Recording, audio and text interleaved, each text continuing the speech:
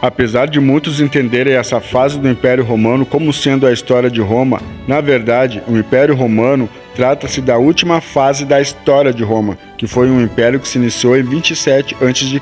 e começou com a coroação de Otávio como imperador.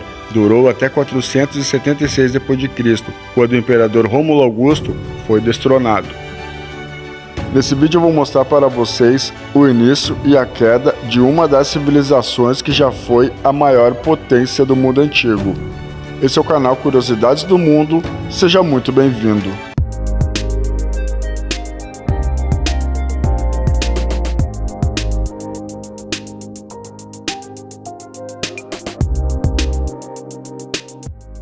Início do Império Romano.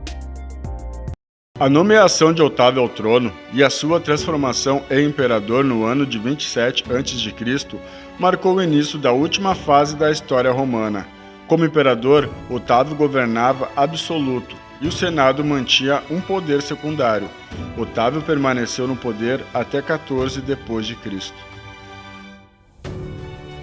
O imperador Otávio teve um governo que ficou marcado por sua habilidade política, tendo promovido um dos governos mais prósperos de toda a história de Roma.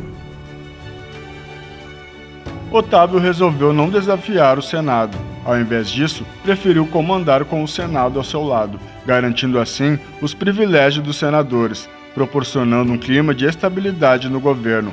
Apesar do poder absoluto, ele governou com os moldes semelhantes ao de uma república, garantindo uma estabilidade política, e seu governo foi próspero, satisfazendo as províncias romanas, permitindo a manutenção do território do Império Romano. Com a estabilidade política em paz, o imperador revitalizou Roma e garantiu o desenvolvimento econômico do poder. Uma de suas obras de revitalização foi a melhoria da infraestrutura do império, melhorando as estradas e construindo aquedutos.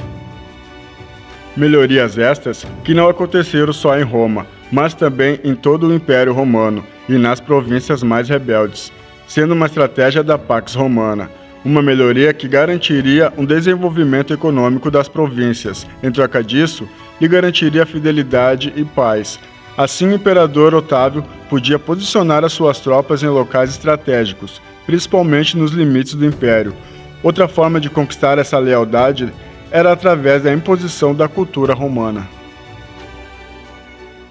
Ainda assim, não se tratou totalmente de um período só de paz, porque os romanos seguiam travando suas guerras de conquistas e alguns problemas internos ainda existiam. Após a morte do imperador Otávio, o trono foi herdado por seu filho adotivo, Tibério. A administração e economia do Império Romano. O poder dos imperadores de Roma, mesmo que absoluto, vivia em constante perigo, pois conspirações frequentes aconteciam e muitos imperadores eram assassinados. O imperador devia sempre se preocupar com seu exército, pois frequentemente voltava-se contra a autoridade máxima romana. Também era fundamental se preocupar com as províncias e garantir a satisfação delas. A satisfação das províncias eram fundamentais, pois elas eram responsáveis por produzir o grosso que era consumido em Roma. A maior parte da comida que era consumida por Roma vinha da Espanha, na Península Ibérica, e do norte da África, que usavam trabalhadores escravos para garantir a produtividade desses locais. A crise do Império Romano. A crise do Império Romano teve seu início no século III d.C. e durou por mais de 200 anos, fazendo com que o final da história romana fosse de agonia.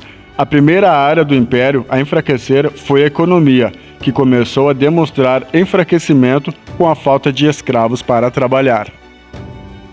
O trabalho dos escravos era fundamental para o progresso de Roma. Essa dependência fez a economia de Roma estagnar quando o número de escravos diminuiu. Esse fato aconteceu porque Roma havia diminuído as guerras e suas conquistas, fontes essenciais para obter escravos para Roma. Com a economia enfraquecida, manter um exército grande já não era mais possível. Reduzir as tropas deixou zonas importantes do império desprotegidas, principalmente as suas fronteiras. Aumentar os impostos era necessário, mas isso afetava a instabilidade social do império. Após muitas reformas fracassadas, durante o governo de Teodósio, decidiu-se dividir o Império Romano no ano de 395, pois não havia mais como administrar um império do tamanho de Roma de forma centralizada.